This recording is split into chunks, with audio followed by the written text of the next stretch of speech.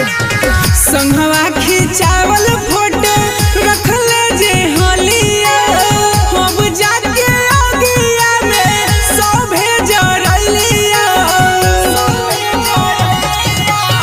संघवा खिंचावल फोटो रखले जे हलिया अब जाके अगिया में सभे जरलिया। रकिया के तोड़ी के दिलावा बहनी गेल है यारियन के ही।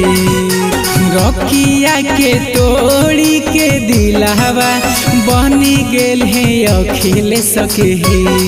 अगे छोड़िए के गेल ही गे ससुरावा मार के करे जावा में तेल। छोड़िए के गेल ही गे ससुरावा मार के करे जावा में तेल।